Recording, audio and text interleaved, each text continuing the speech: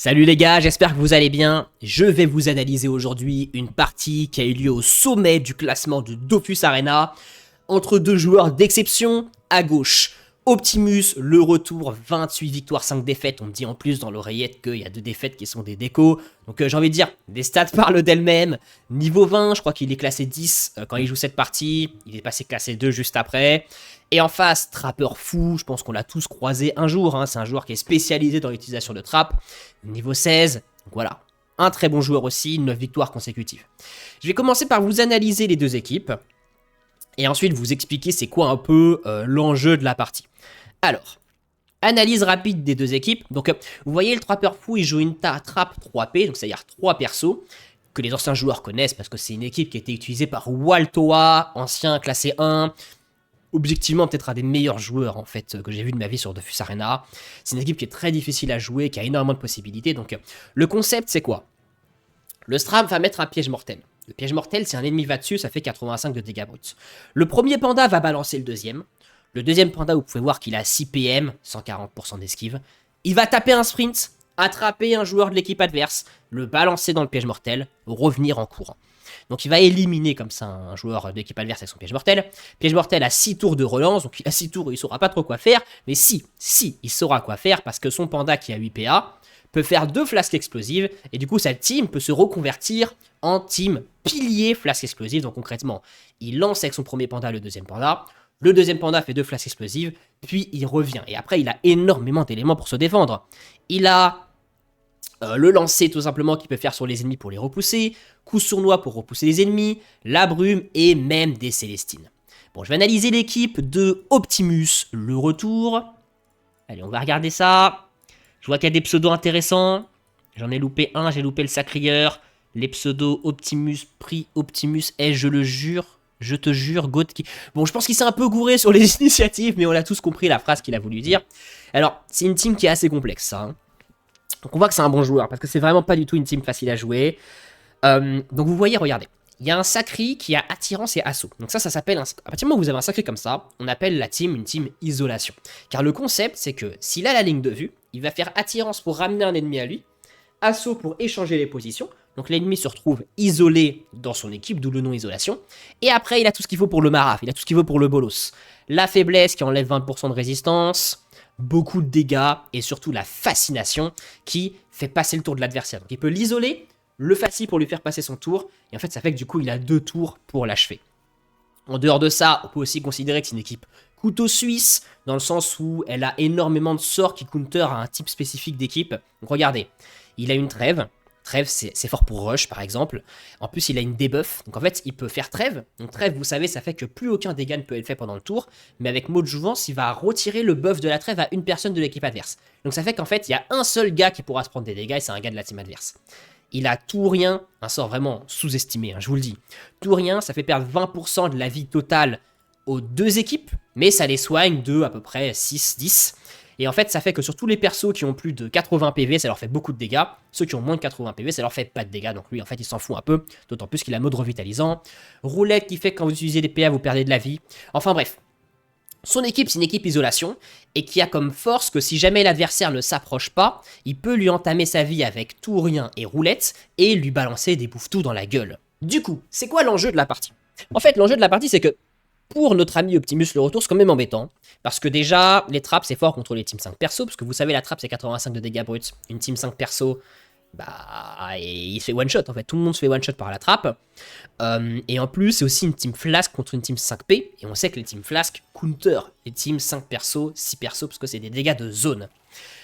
À côté, mine de rien, faut bien le dire que Optimus le retour a des outils pour se battre pendant cette partie. Ce qui semble logique, c'est qu'il essaie de se rapprocher, et il y a un moment où Trapper Fou, je pense qu'il pourra pas s'échapper, parce que s'il se rapproche d'un côté et qu'il envoie des bouffes-tout de l'autre, ça peut être compliqué. Les invocations aussi, c'est fort contre ce genre d'équipe, parce que ça bloque les lignes de vue. Il a la trêve pour rush, donc c'est pas forcément évident. Ce qui semble logique pendant cette partie, c'est que la stratégie du Trapper Fou, ça va être de se maintenir à distance en balançant des flasques explosives et ne jamais se faire atteindre au corps à corps. La stratégie de Optimus le retour, j'imagine, ça va être de sacrifier son Feka pour le trap, ça me semble logique parce que il va se prendre la trappe, il pourra pas éviter la trappe. Et le champion, pardon, le perso, j'ai trop joué à LoL. Ce qui semble le plus logique de sacrifier, c'est le Feka, car il a trop besoin de l'Eka pour faire la fascination contre l'équipe de 3 persos. Donc bref, il va sacrifier le Feka, mais le problème c'est qu'après il va falloir ne pas se prendre une deuxième trappe les 6 tours après, donc il va probablement devoir rush juste derrière. Donc vous captez le truc? J'imagine du coup qu'Optimus va vouloir rush et que Trapper Fou va essayer de kite tout ça. Donc on va regarder comment il va jouer Optimus le retour. On va essayer d'analyser. Donc vous voyez déjà, il lui balance des bouffes-tout pour l'occuper. J'imagine pour se rapprocher, il va probablement pouvoir rush.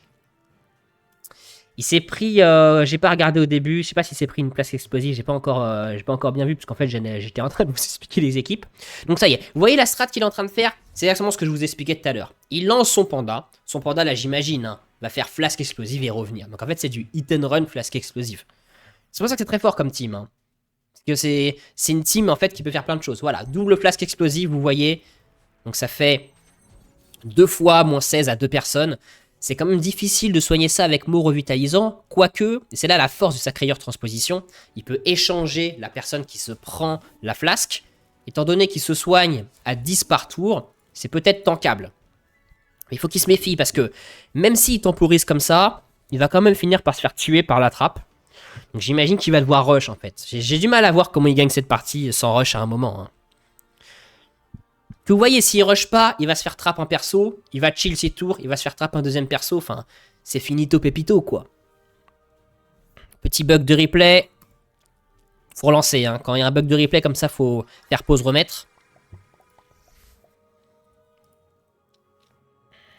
Ok, il se rapproche, il rush. Intéressant. Intéressant, alors j'imagine qu'il va transpo l'Eka pour mettre le Feka à la place parce qu'il veut vraiment pas se faire trap son Eka Flip. Son Eka Flip c'est le plus gros counter de la team en face, hein, les gars. Face 6, ça retire un perso. Donc contre une team 3P, c'est terrifiant. On peut voir ce Bouffetou qui est très intelligent. Vous voyez le Bouffetou, il l'a mis sur le côté, pourquoi? Parce qu'en fait, la flasque explosive va pas pouvoir flasque à la fois les deux là et le Bouffetou. Donc ça permet à ce Bouffetou de survivre le temps de se rapprocher. Dit autrement, il essaie de rush par plein d'angles différents pour empêcher le panda flasque explosive de frapper tout le monde. Sans surprise, le panda flasque, Loza et l'Eka. Là, il va devoir utiliser de transposition pour intervertir et faire que c'est pas le même après qu'il se prend la flasque le tour d'après. Et il lance trêve. Alors trêve très intéressant, il me semble que je vous l'avais dit au début. C'est souvent utilisé pour rush, moi aussi j'utilise comme ça. En fait, la trêve, vu qu'il n'y a pas de dégâts pendant un tour, ça lui donne un tour de rush gratuit. Où il peut se rapprocher gratuitement sans prendre de dégâts. Je comprends pas, je suis pas sûr de comprendre ce qu'il fait. J'imagine simplement qu'il essaie de se rapprocher. Après, vous savez, je pense qu'il compte la jouer à la longue. Hein. Je me demande s'il compte pas attendre jusque la mort subite. Et en fait, trêve, mine de rien, il y a combien? Il y a 6 tours de relance. Donc on peut se permettre souvent comme ça de le lancer en début de partie, considérant qu'on l'aura de nouveau plus tard. Là, ils font pas de dégâts, c'est normal. Il y a la trêve. Trapper Fou en profite pour se soigner avec ses Célestines. Donc il se fait rush la gueule. Il se fait rush la gueule, on va regarder comment il réagit. Et vous remarquez que c'est très intelligent ce qu'il a fait, Optimus le retour, parce que il a posé sa trêve sur le Bouffetou. Ce qui fait que le gars en face ne peut pas tuer le Bouffetou, et il va du coup nécessairement se prendre un deuxième Bouffetou dans la tronche. Donc c'est très malin, hein. Vous mettez un premier Bouffetou. Vous savez, c'est 2 tours de relance le Bouffetou. Vous le mettez le Bouffetou sur le Teco. Il peut pas le tuer. Tu trêves le tour d'après t'as 2 Bouffetous. Assez fin, hein. Assez fin de sa tour. Assez fin de sa part, je sais pas parler. Là, le tourien. Comme je vous ai dit, qui fait beaucoup de dégâts aux persos qui ont beaucoup de vie. Donc on voit que les pandas, ils ont pris moins 19, moins 15. Hein. C'est énorme. Hein. Donc un sort de poke. Enfin bref, c'est du poke intéressant à prendre. Et là, alors là, c'est vachement intéressant. Regardez ce qu'il est en train de faire. Il envoie son Feka au casse-pipe. Donc il envoie des Bouffetous. Et il envoie son Feka au casse-pipe avec, comme je vous l'ai dit, clairement la stratégie de suicider son Feka. D'offrir son Feka à la trappe adverse. Alors juste ce qui m'inquiète, c'est qu'en même temps, il recule.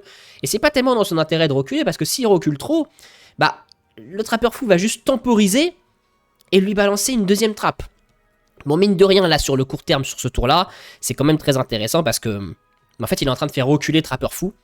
Et si juste ils attendent comme ça jusqu'au tour 15, remarque, c'est pas si intéressant. J'allais dire c'est intéressant pour Optimus, mais en fait, pas forcément parce que, mine de rien, il a un panda lancé d'ennemis. En fait, ce qui me surprend, c'est qu'il ne rush pas en même temps qu'il donne son Feka. Peut-être qu'il aurait dû se rapprocher par la droite, vous voyez. Comme ça, il offre le Feka. Et le tour d'après, il a quelques tours pour rush, quoi. Bon, là, j'imagine qu'Optimus, le retour, va trouver un angle pour trap le Feka. Juste, je vous précise un truc. Hein. Vous voyez ce panda?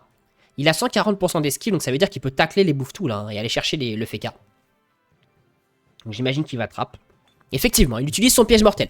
Donc le piège mortel utilisé, tour 8, déjà ça passe vite, hein.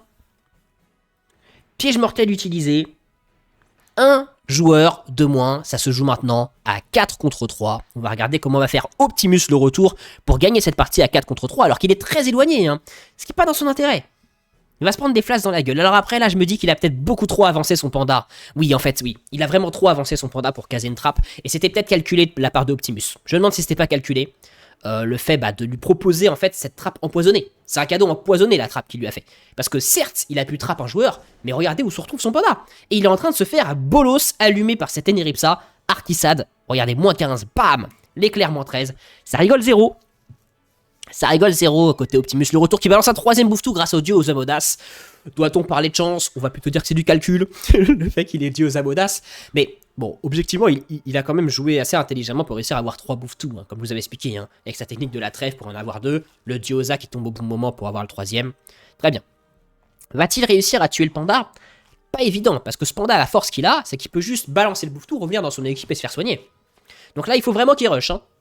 Là, vraiment, Optimus le retour, il faut qu'il rush, il faut qu'il trouve le moyen de tuer soit le SRAM, soit le panda, avant l'arrivée du 2ème piège mortel. Ok, il est enseveli dans les bouffes-tout, il essaie de se dépatouiller, il va très bien se dépatouiller grâce à coup sournois, hein. Ce sort est sous-estimé, je vous le dis les gars, regardez les dégâts du coup sournois, hein, moins 19, hein. Il en a 2 des coups sournois. Donc voilà, il a viré les bouffes-tout, il va se repositionner, j'imagine que son panda va juste balancer le bouffe-tout. Repartir en arrière, c'est le move qui me semble logique, et non. Il lâche des flasques explosives. Ah mais si, il a raison. Enfin quoique, je sais pas en fait. Bon, en tout cas, il revient derrière, ce qui est effectivement le seul move cohérent à cet endroit-là, parce que comme je vous ai dit, il veut temporiser le plus possible en fait, hein. Ne pas se faire rush pour avoir le... déjà pour rester à distance, pour mettre des flasques explosives, et pour éventuellement caser une 2ème trappe. J'ai pas calculé, c'est tour 8, c'est-à-dire c'est tour 14 qu'il aura sa 2ème trappe. S'il arrive à juste tenir juste au tour 14, il va tuer un 2ème joueur, et là c'est probablement GG, hein. Donc vous voyez, c'est une game qui est intéressante, qui est vraiment pas facile, qui demande des deux côtés du skill, hein, d'être bon au jeu pour gagner ça.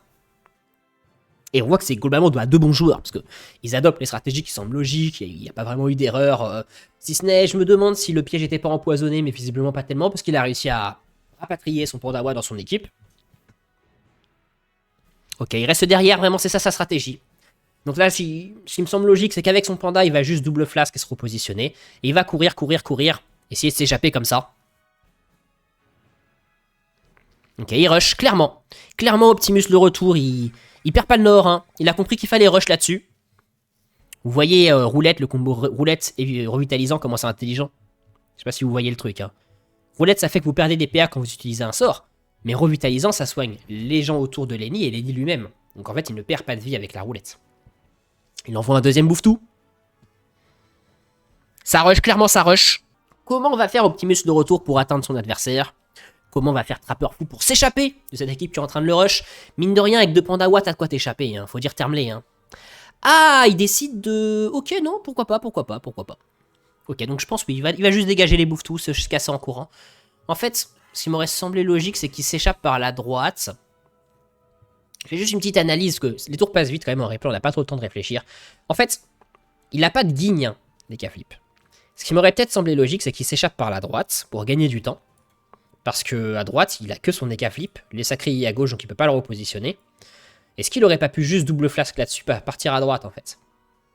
Je me pose la question, voilà. Je pose juste cette question, et après, comme ça, il aurait brume au moment où il serait fait atteindre, vers le tour 12-13, et peut-être qu'il aurait pu trap tour 14. Je sais pas, je pose ça, on sait pas comment ça va se passer, hein. Je prétends pas être... avoir la science infuse, hein. Ok, double flasque, rien de surprenant, voilà. Kite, double flasque, mais le problème, c'est que là, il va se retrouver enfermé dans son coin, hein. C'est ça qui m'inquiète pour lui. Il lui reste encore 3 tours à temporiser, hein, pour... Oh, le assaut sur le SRAM. Le SRAM qui va prendre tarif. Malheureusement, vous voyez que les Neripsa jouent avant le bouffe-tout, donc le Neripsa est coincé. Qui va soigner, voilà, tranquillous. Ça va rush. Armure divine sur les cas, parce qu'il a bien compris que c'était les cas la cible, hein. Comme je vous ai dit, c'est vraiment le perso dangereux pour l'équipe Optimus le retour. C'est son Eka qui est le danger pour l'équipe adverse. Ça se rapproche, ça devient difficile de s'échapper. Là pour le trappeur fou. Qui lance éclair sur le sacrieur, ok. Donc son plan ça va être de tuer le sacrieur. Effectivement c'est intelligent parce que si le sacrieur tombe, il a plus de quoi se repositionner. Et donc il a plus de quoi positionner son Eka flip. Et ouais, donc clairement, là, il est en train de mettre tarif au sacrieur. Hein. Vous voyez, double coup sournois. Le panda qui, je pense, va le balancer. Ah non, il joue flasque. Ok, il balance des flasques. Englument sur le sacri pour pas qu'il puisse s'en aller. Sachant que le sacri joue premier. Donc là, vraiment, ah ouais, il a assaut, mais il peut pas se sortir de là. Il est mort, hein. Il est mort, le sacrieur. Le panda placement qui risque de tomber là-dessus. Tout va se jouer ici, hein. Oh là là, les gars, l'arc sur Lenny, c'est vraiment sous-côté. Moins 13. Moins 13 avec un Lenny, hein. Ok, les cas se repositionnent. En fait, il faut vraiment qu'il... Non, mais il tue le sacrieur. Si, il le tue. Parce que là, vraiment, s'il tue pas le sacrieur, il a perdu, hein. Faut dire les termes, hein. Il est foutu si tu tue pas le sacrieur. J'en profite hein, pour faire mon youtubeur. N'hésitez pas à mettre un pouce en haut si vous appréciez ce gameplay. Me dire en commentaire les améliorations. C'est la première fois que j'analyse une partie comme ça. Faire un commentaire sur mon pull aussi, vous avez le droit. Ok, le sacrieur tombe. Donc là, on se retrouve à 3p. Donc là c'est chaud. Là, vraiment, là, la partie s'est tendue du slip. Là, c'est tendu du slip parce que si on arrive tour 14, il va pouvoir trap un gars. On se retrouve à 2 persos chez l'équipe de Optimus le retour. Et c'est cuit. C'est cuit de chez cuit. Oh non, un bug. Oh non, le panda disparaît sur le replay. Oh, j'espère qu'il va réapparaître. Ah, franchement, s'il réapparaît pas, je suis dégoûté. Ah, il réapparaît pas. Ah si, il réapparaît. C'est bon. Ok, donc là, il faut qu'il s'échappe de là. Vraiment, s'il perd un de ses persos, c'est fini. Ah, ils ont pas beaucoup de vie. Il faut vraiment pas qu'il perde un de ses persos. Il a que un tour. S'il perd un de ses persos, c'est simple. Hein. Il perd son combo de trap. À la limite, s'il perd ce panda placement, ça va, mais... Il va se faire atteindre par les bouffes-tout. Il se fait encercler. Il faut qu'il trouve un moyen de s'échapper, là. Là, il est obligé de trouver un moyen de s'échapper pour tenir un tour de plus. Il faut qu'il trouve une solution pour que ce tour-là, ces personnes ne meurent pas. Et à ce moment-là, il va pouvoir mettre une deuxième trappe et gagner la partie. Tout va se jouer ici. La roulette extrêmement intelligente. La roulette utilisée par Optimus le retour, qui lui fait perdre des points de vie en utilisant des PA. Ça fait qu'il a plus que 3 PA. Je pense qu'il va tomber ce tour-là. Ah ouais, non, là, clairement, ce qu'on voit, c'est que le trappeur fou, en fait, oublie l'idée de lancer une trappe au tour 14 et décide juste de partir au casse-pipe, de terminer l'équipe d'Optimus le retour, d'aller au corps à corps. Ah, il finit pas Lenny. Il préfère se casser. Vous voyez qu'il s'est bien positionné hein, pour ne pas se prendre la fascination. Hein. Lenny... Ok, Lenny se suicide avec un mot de jouvence. Je suis pas sûr de comprendre. Ah, mais peut-être qu'il a voulu s'auto-jouvence pour se retirer la roulette. Je suis pas sûr de capter. Si vous captez, peut-être dites-le moi en commentaire. Je suis pas sûr de capter. C'est vachement tendu, hein. C'est vachement tendu. Ok, le panda, il va s'échapper. Il reste plus que 2 persos dans l'équipe d'Optimus le retour. La trappe va revenir. Mais est-ce qu'il peut caser une trappe? Je suis pas sûr parce qu'il a séparé son panda du reste de l'équipe. Bon, je sais pas. Je veux pas juger choix tactique. Mais en fait, le fait qu'il sépare son panda du reste de l'équipe, ça l'empêche de trappe. Après, comme ça passe vite les tours, j'ai pas pu faire pause et faire l'analyse de voir si c'était vraiment le meilleur play. Il se soigne. On voit qu'il a compris qu'il fallait vraiment pas perdre un de ses 3 persos. Et que bah voilà, le plan c'est de temporiser juste en se soignant. Essayer de ramener ce panda là dans l'équipe. Refoutre un piège mortel. Après, mine de rien, il a largement de quoi kite. Hein. Regardez, hein, avec ses 6 PM, il est inatteignable. Il est en train d'allumer le Feka Elosa. C'est vraiment tendu. Hein. C'est vraiment tendu comme partie. Vous voyez qu'il arrive à Corbeau parce qu'il était sur la case PO au début de son tour. Ah, il termine pas le panda. Ça, c'est dur. Hein. Ça, c'est vraiment dur parce que je pense qu'il pourra pas le terminer le tour d'après non plus. Notez bien que là, la trappe est revenue, mais qu'on est lors de la mort subite. Donc la mort subite, les côtés du terrain s'effondrent, les cases ont effet x2, donc du coup en fait ça bénéficie à ceux qui sont au centre de la map, donc à l'équipe du trappeur fou. Donc là, la game est vraiment très tendue du slip. Très tendue du slip. Faut qu'il ramène son panda, il a de quoi kite. Je sais pas comment il va faire. Ok, il va tuer Loza. Si tue Loza, c'est terminé, je vous le dis direct. Hein. C'est terminé. Attendez, est-ce qu'il a la PO? 1, 2, 3, 1, 2... Oh merde, je crois qu'il a la PO. 2, 3... Oh, il va Corbeau, il va finir le panda. Oh merde, bah oui, il a double buff PO. Donc en fait, c'était inévitable pour le panda, il pouvait pas s'en sortir. Il reste plus que le SRAM qui a 23 points de vie. Panda 28 points de vie. C'est chaud, hein. Il faut qu'il ramène qu'il réussisse à rapprocher les deux pour qu'il balance son SRAM, qu'il fasse du hit and run avec son SRAM, j'imagine. Après, les gars, son Oza a plus 4 PO chaque tour. Hein. T'avais 7 de PO sur Corbeau, c'est inévitable le Corbeau. Donc il va corbeau le SRAM. Et le panda n'a pas de Célestine, c'est-à-dire que chaque tour, le SRAM va se prendre moins 9 de corbeau. Je vois de moins en moins de monde où Trappeur Fou s'en sort. C'est un bug, il est pas de dos, hein. Vous voyez, c'est moins 3 et pas moins 4. Il balance des corbeaux à 450 000 de portée. Ok, le bouffe-tout qui avance. Comment il peut s'en sortir, Trappeur Fou, là-dessus? Je sais pas si vous avez une idée. T'as dit... Quoi? Pourquoi il va ici? Il va mourir avec la mort subite. Je suis pas sûr de comprendre, là. Après, vous allez me dire qu'il a pas le choix parce qu'il va mourir au corps à corps, hein, avec le Laosa 3 PA, 3 PM, 3 de PO sur Corbeau. Je suis assez surpris qu'il aille ici parce qu'il me semble qu'il va mourir, en fait, avec la mort subite. Je crois qu'il vient de se suicider. Oui, c'est ça, en fait. S'il fait 3 PM ici, je pense que c'est ça qu'il s'est dit. Mais peut-être qu'il aurait pu aller... Enfin, je sais pas. Il lui reste 58 points de vie, quand même, sur son panda, donc j'imagine qu'il aurait pu s'en sortir. Ah, ça devient vraiment doom, hein. Ah, je pense humblement que c'est une erreur, en fait, d'avoir mis le panda ici. C'est un peu dommage. Alors, je dirais pas que c'était winnable s'il faisait pas cette erreur. Mais là, c'est une erreur un peu dommage parce que quand même, contre un Eka qui a 49 points de vie et qui joue avec Esprit Félin, là, ça me semble complètement terminé. En plus, il risque de trouver le SRAM dans la brume. Je pense que là, la game est terminée, hein. Juste, il passe son tour, Optimus le retour, je pense qu'il a compris. Il a compris que cette game était gagnée, qu'il allait gagner des points, passer niveau 21 sur cette partie. Il tente Corbeau. Son SRAM n'a pas de point de vie, ça m'a l'air complètement doom. Et il l'a trouvé, le SRAM est condamné. Et c'est une victoire de Optimus le retour. Très très bon joueur, hein. On voit que ça joue bien. Trappeur Fou aussi a très bien joué. Très bonne décision tactique, hein. Il voit qu'il maîtrise ses équipes, que c'est vraiment un habitué des équipes trap. Malheureusement là il est bloqué, il peut pas pousser Loza, il y a les bouffetous qui bloquent. Là c'est foutu. C'est la fin de la partie, de toute façon il termine son tour sur le bord de la mort subite. La partie est terminée. Je sais pas pourquoi ça bug sur la fin. Mais bon, vous savez que c'est fini. Donc voilà, je vous remercie d'avoir regardé. N'hésitez pas si vous avez des commentaires à faire, si vous trouvez que c'est nul, si vous trouvez que je commente mal, que je parle trop vite, que j'ai pris trop de café. Dites ce que vous voulez. Et en fait, je vois que le replay juste n'avance plus parce que vraisemblablement, le Trappeur Fou a abandonné. Si tu veux d'autres games comme ça, d'autres commentaires, dis-le moi en commentaire. Je t'en ferai d'autres. Salut.